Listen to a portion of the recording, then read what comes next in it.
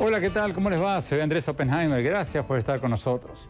El presidente Donald Trump acaba de enviar al Congreso de Estados Unidos un presupuesto para el año 2018 que propone un gasto de 1.600 millones de dólares para empezar a construir un muro en la frontera con México y fuertísimos recortes a la ayuda exterior a América Latina.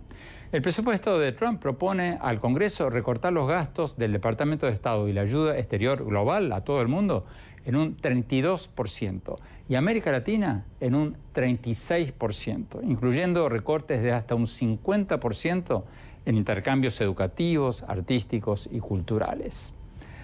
¿Va a convertirse en realidad este proyecto de presupuesto o va a ser rechazado por el Congreso? Vamos a ver una retirada de Estados Unidos del mundo y en especial de América Latina. Y pase lo que pase con la ayuda exterior. ¿Qué va a pasar con los tratados de libre comercio con México, con Chile, con Perú, Colombia, Centroamérica? ¿Qué va a pasar con el futuro del comercio de Estados Unidos con toda la región? Hoy vamos a hablar de todo esto, de las relaciones del gobierno de Trump con América Latina, y lo vamos a hacer con el hombre que está en el centro de la tormenta, el secretario de Relaciones Exteriores de México, Luis Videgaray. Y los mexicanos distinguen entre lo que es la figura del presidente de los Estados Unidos y su gobierno a los Estados Unidos en general. Y hoy, más que nunca, hemos escuchado voces en los Estados Unidos, en distintas regiones del sector privado, del sector artístico, cultural, de gran respaldo hacia México. Pero sin duda, si persiste una política que los mexicanos percibimos como agresiva, como amenazante, eso eventualmente puede tener un daño en la percepción y en el ánimo que exista en México hacia los Estados Unidos, y sería muy lamentable. Videgaray, además de ser el representante de México en las conversaciones con la Casa Blanca sobre el Tratado de Libre Comercio, el muro fronterizo y la inmigración, es uno de los cancilleres claves en las reuniones de cancilleres de la Organización de Estados Americanos para restablecer el hilo constitucional en Venezuela. Le vamos a preguntar sobre Venezuela y también sobre su país, sobre las elecciones del año próximo en México y la posibilidad que haya un efecto Trump que haga ganar a un candidato populista radical. También le vamos a preguntar sobre un tema que nos preocupa a nosotros los periodistas mucho, los asesinatos de periodistas en México. Ya van más de 100 periodistas asesinados desde el año 2000 y este año ya van casi 20 periodistas asesinados en los últimos meses. Vamos a escuchar lo que nos dijo el canciller de México y luego lo vamos a analizar en nuestros estudios con Beatriz Rangel, analista política, consultora y ex jefa del gabinete del gobierno de Venezuela y analista del diálogo interamericano. Y desde México, con Pedro Ferriz de Con, un muy conocido periodista mexicano, crítico del actual gobierno del presidente Enrique Peña Nieto, aspirante a una candidatura independiente a las elecciones mexicanas del año próximo. Bueno, empecemos con el tema del día, Venezuela. Veamos lo que nos dijo el canciller Videgaray cuando le preguntamos si la OEA no tendría que pedir elecciones anticipadas para resolver la crisis política en ese país. Veamos lo que nos dijo. México tiene una gran preocupación por lo que está ocurriendo en Venezuela, un país entrañable, importantísimo en la región. Y en primer lugar lo que preocupa es el nivel de violencia. La cantidad de muertos, en su mayoría jóvenes que protestan, que ejercen su derecho a la libre manifestación y que han perdido la vida cientos de heridos. Este nivel de violencia es extraordinariamente preocupante. Nos preocupa también, por supuesto, la situación precaria de escasez de alimentos, de escasez de medicinas, las condiciones de vida en Venezuela y de manera grave también el deterioro de la democracia. Un país en el que se han cancelado elecciones, se encarcela a los opositores, se desconoce a la Asamblea Nacional simplemente porque tiene mayoría opositora. Algo muy delicado, se están utilizando crecientemente tribunales militares para enjuiciar a civiles, muchos de ellos que participan en las manifestaciones. Esto es un atentado grave contra la democracia. México, como país integrante de la Organización de Estados Americanos y firmante de la Carta Democrática de los Estados Americanos, por supuesto, ha de actuar por las vías de la diplomacia en consecuencia. México no va a permanecer indiferente o callado, y lo que hemos dicho reiteradamente, incluyendo en el marco de la OEA, es que toda la comunidad hemisférica debe de contribuir para generar una solución política, una solución pacífica. ¿Cuál es ese camino específicamente? ¿Cuál es ese calendario electoral? Por supuesto, lo hemos dicho, se requieren elecciones, elecciones libres, elecciones creíbles, con observación internacional. Los detalles específicamente del calendario, ese lo deberán decidir los venezolanos. Pero lo que la comunidad internacional no debe hacer, y México no hará, es permanecer indiferentes ante un hecho de esta gravedad. ¿Pero hay un deterioro de la democracia en Venezuela o hay una supresión de la democracia? Es un deterioro ya muy preocupante, donde...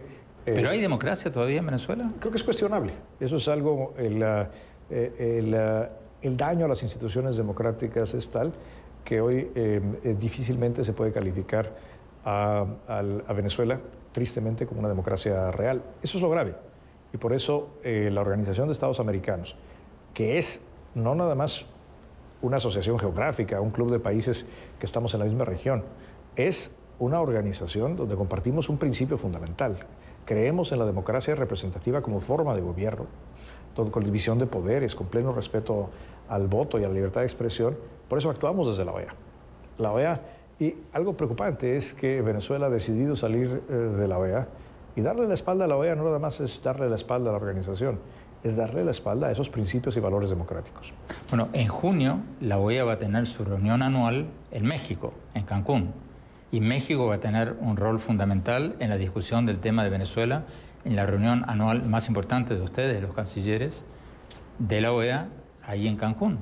¿Qué van a proponer ustedes como anfitriones y por lo tanto como probables redactores de la propuesta de esa reunión sobre Venezuela? Pero primero, a México le enorgullece mucho ser sede de esta Asamblea General de la OEA. Es la primera vez que somos sede de la Asamblea General de la OEA. Se revisarán muchos temas.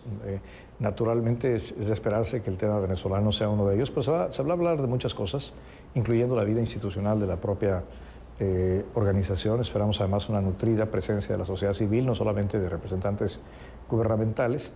Y en el caso venezolano, seguiremos insistiendo en que por la vía diplomática la comunidad internacional debe de incidir en el restablecimiento de la normalidad democrática, y algo importante también, insistir que todos los países debemos estar listos para cuando los venezolanos decidan aceptarlos, prestar la ayuda humanitaria que se requiera. Hay una grave crisis económica, de alimentación, de los insumos más básicos de salud, y tenemos que estar listos para que, insisto, cuando los venezolanos así lo decidan, estar a la altura del reto. ¿Podrían en esa reunión llegar a pedir elecciones anticipadas en Venezuela para resolver la crisis política y las muertes? Eso le corresponde a los Estados miembros de la OEA. No quisiera yo anticipar el resultado. Lo que por supuesto será la Asamblea General es un foro para discutir todos los temas importantes de América Latina, incluyendo por supuesto la situación en Venezuela. ¿Qué dicen ustedes, para terminar con el tema de Venezuela, sobre los escépticos, los que dicen, bueno, estas declaraciones de la OEA, estos comunicados de los cancilleres al presidente Maduro ni le van ni le vienen? ¿Qué dicen ustedes? ¿Por qué es importante, según ustedes, que la comunidad latinoamericana se pronuncie y haga propuestas concretas? Pero yo creo que si en mi país, si en México, algún día pasara algo como lo que está ocurriendo en Venezuela, yo como mexicano no me gustaría ver al resto del mundo volteando la espalda. Y esto es algo que está ocurriendo, independientemente de cuál sea la reacción del gobierno venezolano. Creo que muchos venezolanos, algunos en el exilio, muchos otros todavía en Venezuela, encuentran esperanza y encuentran inspiración en los pronunciamientos internacionales. Nos lo dicen todos los días, y es algo que no debemos de subestimar. El hecho de que la comunidad internacional alce la voz de una manera clara, llamando a las cosas por su nombre, sin duda genera una reacción dentro y fuera de Venezuela. Beatriz Rangel, hace pocos días la OEA decidió suspender una reunión que tenían de cancilleres sobre Venezuela y patearon la pelota para adelante para la reunión de la OEA de la que hablábamos recién del 19 de junio en México. ¿Cuán importantes son estas reuniones de la OEA para resolver el tema venezolano? Bueno, son importantes porque fijan las normas de conducta de los estados dentro del contexto hemisférico. Ahora, en este caso en particular, yo pienso que los resultados son dos. Uno, que todavía Venezuela tiene mucha influencia en los países pequeños y puede manipularlos y puede lograr bloquear una decisión. Por los subsidios petroleros. Creo que es una mezcla de subsidios petroleros y el uso de PDVSA como una plataforma para llevar a cabo un conjunto de transacciones que de otra manera fueran rechazadas por el tamaño del mercado, porque el país no tiene suficientes recursos, lo que fuera. Venezuela es el garante. La otra cosa que a mí me llama mucho la atención es que los países que querían hacer algo no hayan podido convencer a esos mismos países que están recibiendo la ayuda petrolera, que son básicamente los del Caribe, que la explosión de una crisis humanitaria los va a afectar tremendamente. El Parlamento holandés el año pasado aprobó un fondo para ayudar a Aruba, Curazao y Bonaire en el caso de que hubiese una explosión social en Venezuela y eso se convirtiera en un éxodo de refugiados. Tenemos que ir a un corte. En 10 segundos, ¿tú crees que van a lograr algo en la próxima reunión del 19 de junio? Tienen suficiente tiempo para negociar y yo lo único que creo que van a lograr es suspenderle a Venezuela el Good Housekeeping Seal, como se dice, el sello de buena conducta, punto. Okay.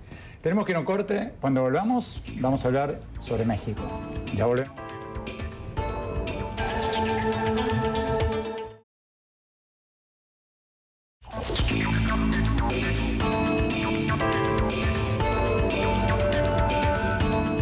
Gracias por seguir con nosotros en esta entrevista con el canciller de México, Luis Videgaray, el hombre que está en el centro de la tormenta tratando de manejar los embates del presidente Trump sobre el muro fronterizo, los indocumentados, el libre comercio, tantas otras cosas. Veamos lo que nos dijo cuando le preguntamos si va a haber un efecto Trump en las relaciones de México con Estados Unidos ante las elecciones mexicanas del año que viene. Veamos.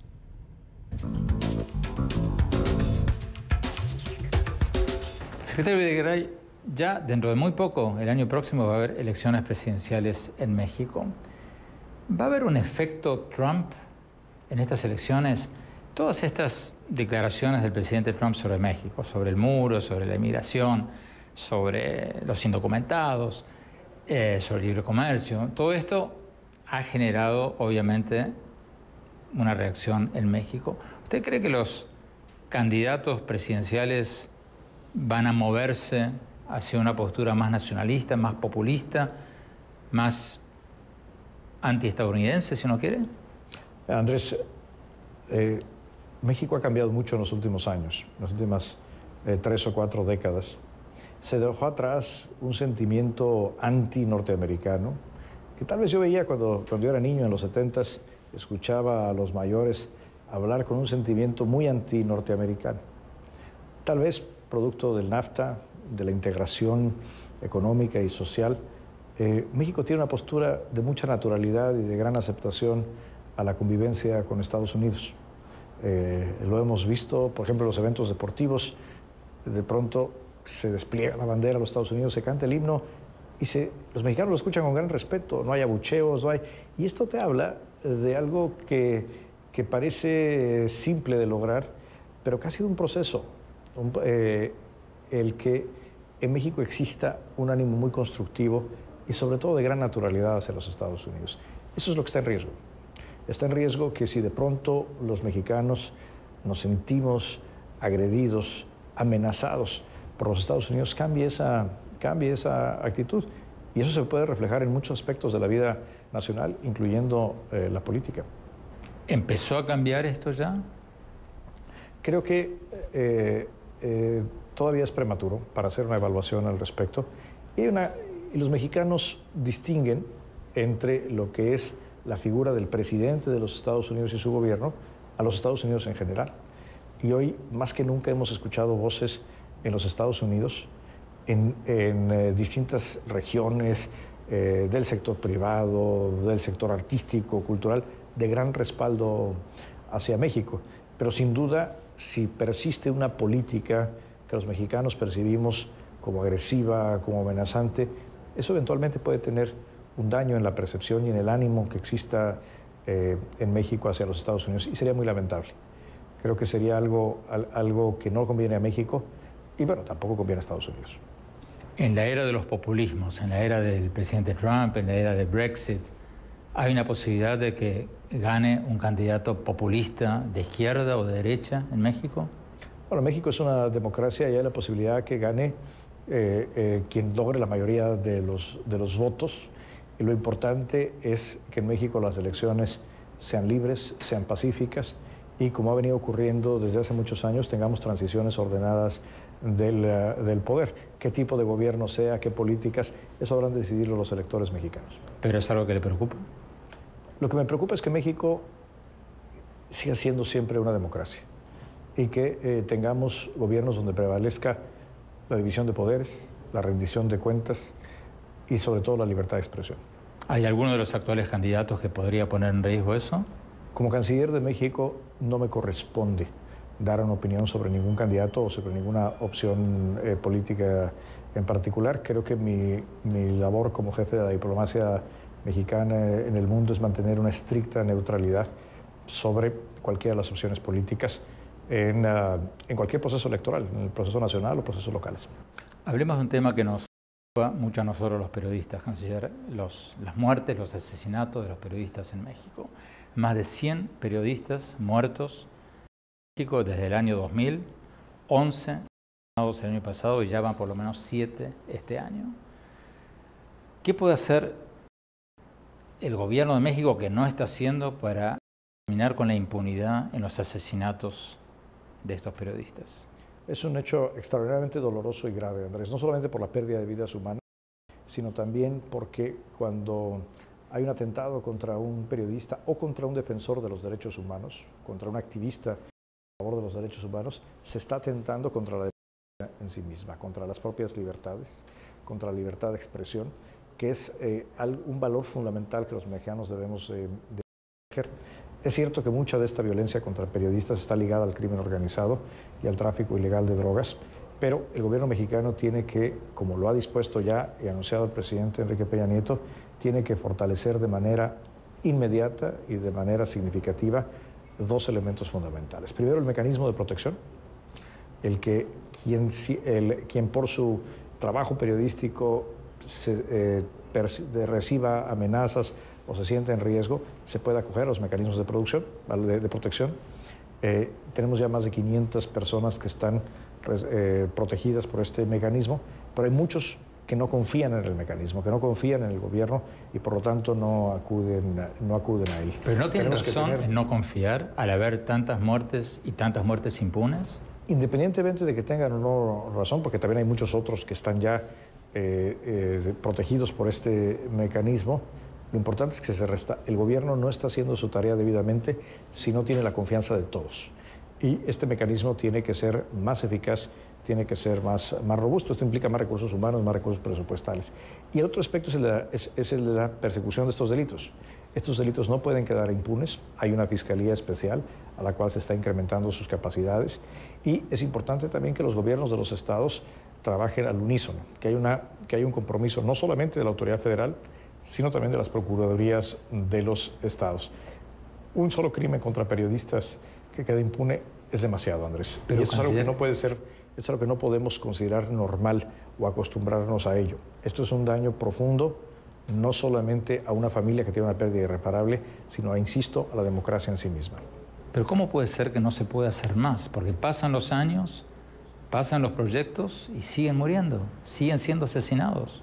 Se está haciendo más, pero sin duda los periodistas que tienen el valor, que tienen el arrojo para cubrir específicamente el fenómeno criminal del tráfico ilegal de drogas, un fenómeno que ha costado miles y miles de vidas a México, de soldados, de marinos, de policías, desafortunadamente también de periodistas y de defensores de los derechos humanos.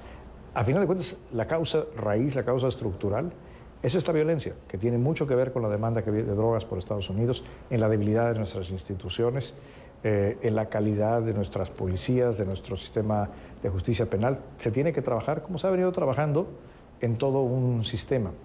Pero es un hecho que los periodistas, e insisto, los activistas de derechos humanos, no solamente son los periodistas, necesitan un mecanismo de protección especial que hasta ahora ha sido insuficiente, y tiene que haber una procuración de justicia especialmente dedicada, porque estos casos revisten una importancia, una gravedad más allá que lo ordinario. Tenemos que ir a un corte. Cuando volvamos vamos a tener al conocido periodista y candidato presidencial independiente Pedro Ferriz de Con de México. Ya volvemos.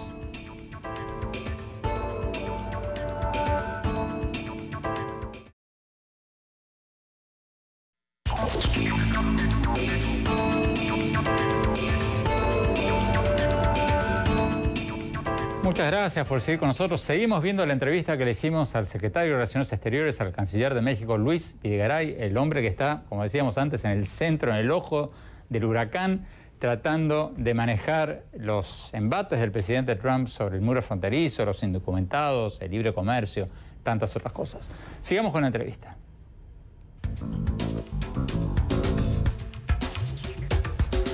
Secretario, hablemos del tema quizás simbólico o no tan simbólico, el tema que está en las primeras planas desde hace meses, el muro fronterizo. Ya no es solo el presidente Trump hablando, amenazando, diciendo que va a ser un muro fronterizo, sino que ahora es el presidente Trump presentando un proyecto de presupuesto formal al Congreso de Estados Unidos para el año 2018, pidiendo 1.600 millones de dólares para empezar a construir este muro. ¿Cuál es la reacción de ustedes? Lo hemos dicho muchas veces, Andrés. El muro es un gesto no amistoso, es algo que ya existe. Hay más de 650 kilómetros de muro construido entre México y Estados Unidos, y es algo que consideramos un gesto no amistoso. Reconocemos que Estados Unidos es un país soberano que tiene derecho pleno para decidir cómo protege sus fronteras, pero lo relevante aquí es que el muro o cualquier tipo de barrera física en la frontera no es parte de la discusión bilateral.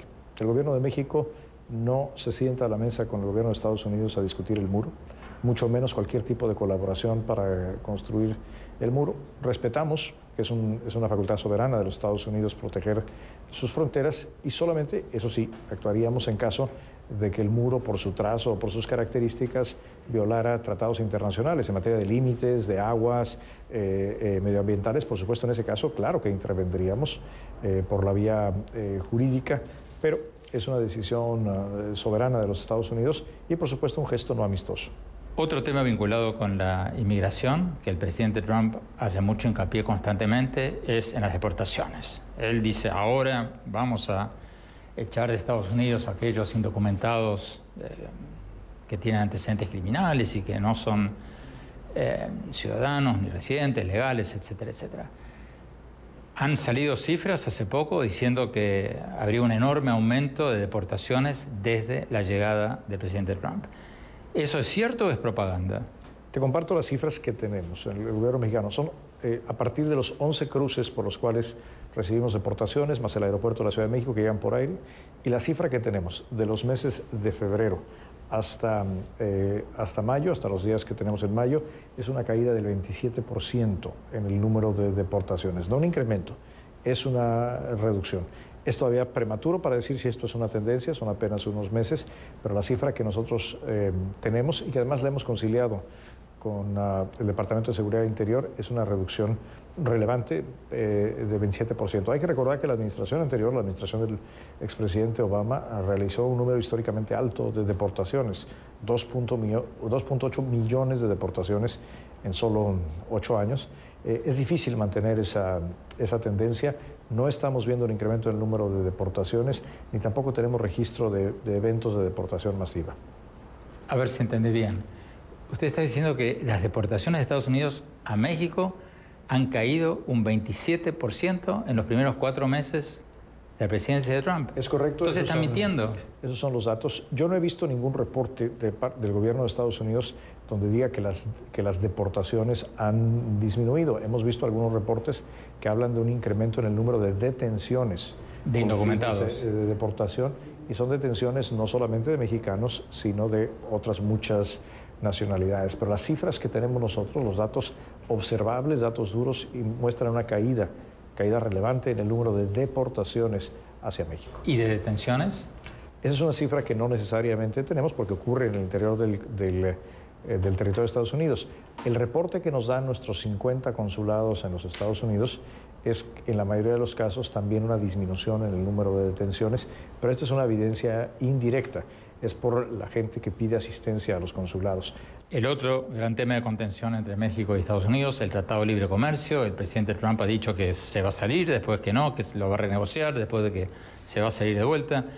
¿Qué posibilidad ven ustedes de que Estados Unidos se salga unilateralmente del Tratado de Libre Comercio?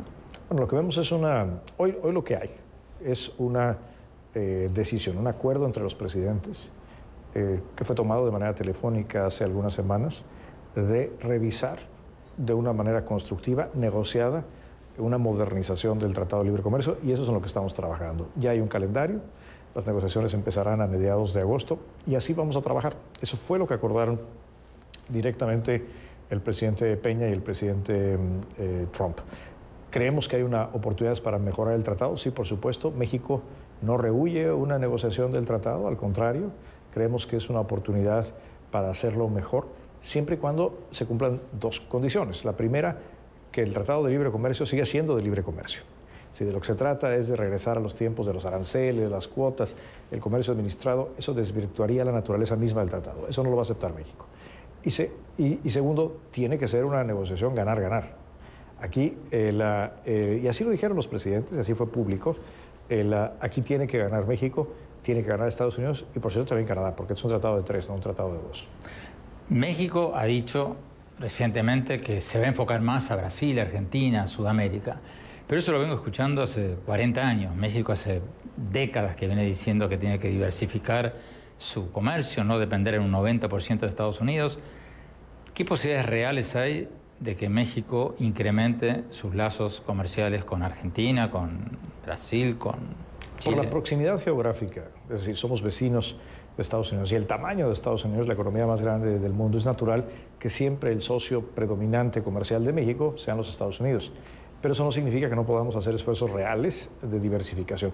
¿Qué estamos haciendo? Estamos haciendo fundamentalmente 3 cosas. La primera, estamos modernizando nuestro acuerdo con Europa, nuestro acuerdo con Europa tiene 17 años, lo estamos modernizando para ampliar el acceso de los productos mexicanos hacia Europa. Es un proceso que esperamos termine este año. Segundo, por primera vez en mucho tiempo estamos teniendo conversaciones reales, negociaciones formales con las 2 economías más grandes del Cono Sur, con Brasil y con Argentina, para llegar a acuerdos comerciales. Hay un calendario ya, particularmente con Brasil tenemos una ruta bien establecida y creemos que Argentina existe una gran disposición bilateral, recíproca con el gobierno del presidente Macri de entrar en una dinámica de esta naturaleza.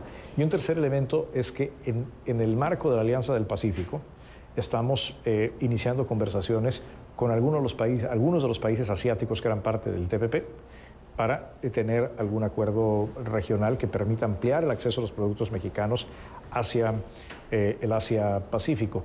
Todos estos esfuerzos son reales, tendrán resultados, pero lo que es una realidad es que somos vecinos de la economía más grande del mundo y seguramente seguirá siendo nuestro principal mercado de exportación.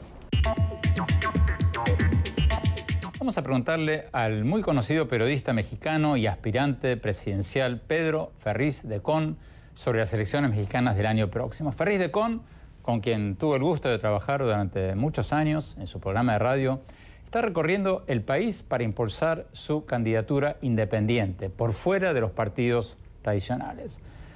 Pedro, gusto en saludarte. Antes de preguntarte por tu candidatura, permíteme hacerte la misma pregunta que le hicimos recién al canciller Videgaray. ¿Qué posibilidades hay de que haya un efecto Trump en las elecciones de México del año próximo y que los mexicanos, enojados por las agresiones del presidente, o lo que perciben como las agresiones del presidente de Estados Unidos, elijan un candidato populista como Andrés Manuel López Obrador. ¿Qué posibilidades hay de eso? Yo pienso que las posibilidades del populismo en México y en cualquier parte del mundo, muy concentradamente en América Latina y en algunos lugares en donde hay poca información política, siempre son posibles. El populismo ha sido una tentación y nos preguntamos si hacia adelante en el 2018 pudiera haber populismo o un presidente populista. Lo que también me preguntaba cuando escuchaba la entrevista es si no hay populismo ahora, porque populismo es prometer lo que no se puede cumplir, y en ello creo que ya estamos siendo gobernados bajo una dosis de populismo. Hay populismos extremos. Podríamos caer en un populismo extremo, pero también debemos de ver que hay una relación muy íntima entre México y los Estados Unidos, y para mejor muestra, Andrés, tenemos formado, querámoslo o no, un tercer país entre la franja fronteriza sur de los Estados Unidos y norte de México, en un ancho bastante grande de kilómetros, en donde México y Estados Unidos son otro país, es Mex America.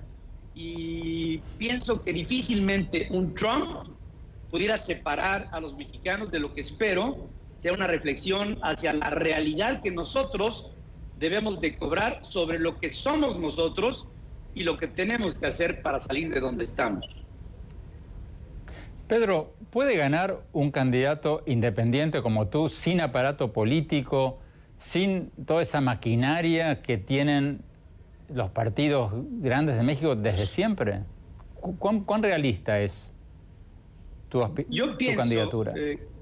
Mira, en primer lugar hay un voto de castigo para el sistema político mexicano. Hay un voto de castigo para el PRI por el evidente resultado de su gobierno. Hay un voto de castigo para el PAN y su evidente división que está destrozándolos. Hay un PRD prácticamente inexistente y hay un sector de quienes pudieran no estar de acuerdo con el partido de Andrés Manuel, el de Morena, porque se dan cuenta de hasta dónde podríamos llegar con un populismo extremo, mismo que se ha ubicado en una cercanía o igualdad de lo que hoy es Venezuela. Pero lo más importante, Andrés, hoy, si fueran las elecciones del día de hoy, el 64% de los mexicanos podría votar por un candidato a la presidencia sin colores, sin partido político. Y esto, inspirados, entre otras cosas, por nuestra situación y por lo que pasa en otros países, como el caso de Macron en Francia, yo estoy completamente convencido de que estamos sentados en una realidad. Tenemos que ir a un corte, ya volvemos con Pedro Ferriz de Con desde México y Beatriz Rangel desde nuestros estudios. Ya volvemos.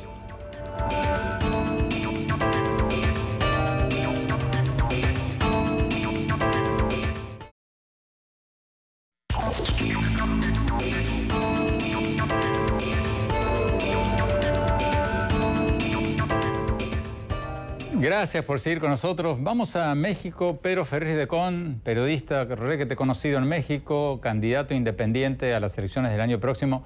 Pedro, una pregunta que se nos quedó en el tintero en el bloque anterior. Sí. Tú sugeriste que si ganara Andrés Manuel López Obrador, el candidato de Morena, México podría venezolanizarse. ¿Tú crees que si llegara a ganar... ¿Tú crees que si llegara a ganar López Obrador sería un Maduro o sería más bien un Ollanta Humala, un candidato cercano que flirtea, digamos, con las posiciones radicales, pero que si gana sería domado por el establishment y por el Congreso y por la comunidad empresarial? A mí lo que me preocupa es que Andrés Manuel López Obrador está enfrentando, junto con un grupo de personas muy grande en México, un movimiento de resentimiento. Y pienso que nuestro país no necesita un movimiento de resentimiento, necesita uno de reconciliación, porque la confrontación ya lo hemos vivido en otras épocas de México. Luis Echeverría la practicó de una manera muy importante y vino una confrontación de la sociedad con la sociedad y en estos 18 años de campaña que ha tenido Andrés Manuel López Obrador en su periplo político, ha tenido muchos encontronazos que se han traducido en resentimiento de una zona de la sociedad con otra. Y creo que no podemos seguir rompiendo puentes de comunicación, tenemos que construirlos. Y por eso, del resentimiento de Andrés Manuel, yo propongo una forma diferente de reconciliación, que es una palabra muy poderosa, Andrés. Pero considerando lo que está pasando en el mundo, el triunfo de Trump en Estados Unidos, el triunfo del Brexit en Inglaterra, ¿no hay como un caldo de cultivo para reacciones extremas? Sí lo hay, pero también podemos entender lo que sucedió con Marine Le Pen, que ella quería separar a Francia de la Unión Europea y finalmente ganó esta idea de conservación del euro, de conservación del propio tratado europeo y de la idea de conservar la posibilidad de que siguieran llegando migrantes a Francia. O sea, movimientos los hay en todos los órdenes, tanto extremos, nacionalistas, neofeudales, como es el caso de como Trump propuso un Let's Make America Great Again, o de un Brexit en donde Inglaterra se consideraba un enclave diferente a Europa. Pero eventualmente creo que en este mundo de globalización prevalecerán los puentes y no las rupturas de los mismos o los muros. Beatriz Rangel, si llegara a ganar López Obrador en México, ¿sería un Maduro o sería un Ollanta Humala? Pero yo creo que México tiene unas instituciones muy fuertes y muy sólidas y pienso que al final van a funcionar, no sé si con la misma eficiencia que en otros países, pero sí creo que el poder de una persona, de un populista, va a estar mucho más acotado en México que en cualquier otro país de América Latina. Pero eso no va a impedir su llegada, porque yo sí creo que hay mucho resentimiento. Ese resentimiento y que es lo que había aquí en Estados Unidos por parte de la gente que se sintió afectada negativamente por la globalización. Yo creo que en México, ahí el sur de México sobre todo, que no se ha incorporado a este proceso de modernización, puede ser su gran plataforma de apoyo. Que vaya a resultar como Venezuela me parece imposible, porque es que además México no es un emirato petrolero anclado en el Caribe. México es una nación que deriva su creación de riqueza de diferentes fuentes y muchas de ellas son privadas, no son del Estado, que es el gran problema de Venezuela. Pero yo sí creo que él tiene un chance muy bueno de poder llegar y que dependerá de la sociedad mexicana que escoja si ese es el camino que quiere, que puede representar un retraso, o si quiere avanzar como una opción mucho más modernista como la de Macron, por ejemplo, en Francia. En 20 segundos nos quedan. ¿Tú crees que los asesores de Trump van a prevalecer en decirle, presidente, déjese de pegarle a México porque usted va a ser el responsable de tener un gobierno antagónico en el país de al lado? ¿Tú crees que lo van a...? Yo creo que a él no le importa si tiene gobiernos antagónicos, a él no le importa el mundo. Desde Calvin Coolidge, aquí no ha habido un presidente más doméstico que él. Entonces, lo que piensa el mundo, a él no le importa. Pero lo que sí le va a importar es cuando sus pares, que son la gente del sector privado, que es la que él oye, vengan y le digan, mira, ¿sabes qué? Una lechuga en el automercado le va a costar a la gente, en vez de 30 centavos de dólar, le va a costar 50 centavos de dólar. O sea, cuando el chofer de Melania vuelve a casa y diga, señora, ¿sabe lo que vi? Sí. Muchísimas gracias, Beatriz Rangel. Muchísimas gracias. Pedro Ferriz Redecón vuelve pronto al programa. Vamos a un corte y mis conclusiones.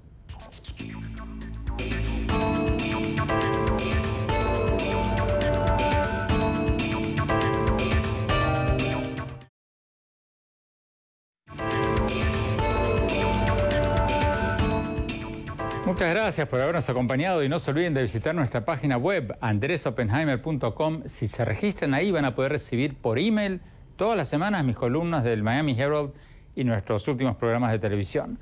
Les recuerdo la dirección, es andresopenheimer.com. Y también los espero en mi página de Facebook y en mi Twitter, @OpenheimerA. Bueno, mi opinión sobre lo que nos dijo el canciller de México en la entrevista que le hicimos hoy. Me llamaron la atención varias cosas, como el hecho, por ejemplo, de que las deportaciones de mexicanos de Estados Unidos han bajado en un 27% desde que subió el presidente Trump. Con tanta alaraca que hace Trump, uno pensaría que las deportaciones hubieran subido, no bajado. Y me llamó la atención también la afirmación contundente de Videgaray de que ya no hay democracia en Venezuela. Viniendo de México, es una declaración importante para los esfuerzos diplomáticos regionales para restablecer el orden constitucional en Venezuela. Pero lo que más me llamó la atención fue cuando le pregunté si podría haber un efecto Trump en las elecciones presidenciales de México el año que viene y si los mexicanos podrían elegir un candidato populista radical en reacción contra los ataques de Trump a México en materia de inmigración, libre comercio, el muro fronterizo, tantos otros temas. Videgaray estuvo cuidadoso, pero en el fondo, en esencia, dijo que sí, que si persiste una política que los mexicanos perciben como agresiva y amenazante de parte de Trump, podría crear una reacción nacionalista anti-estadounidense en México. Yo creo que ese podría ser, quizás sea el gran tema de los próximos meses, del que casi nadie está hablando ahora. El tema de cómo las bravuconadas de Trump contra México podrían ayudar a ganar a un candidato mexicano hostil a Estados Unidos, el primero en muchas décadas. Porque lo peor del caso es que las negociaciones del Tratado de Libre Comercio entre Estados Unidos y México van a empezar en agosto o septiembre, justo cuando empieza a calentarse la campaña electoral en México y se empiezan a caldear los ánimos. Entonces, igual que cuando Trump se pelea gratuitamente con Alemania, uno de los mejores aliados de Estados Unidos, o crea una disputa con la OTAN, o tuitea algo ofensivo contra México, hay que preguntarse si el presidente de Estados Unidos no está mostrando una irresponsabilidad total que podría afectar a su propio país más que a nadie. Los dejo con esa pregunta. Se nos acabó el tiempo. Gracias por habernos acompañado. Hasta la semana próxima.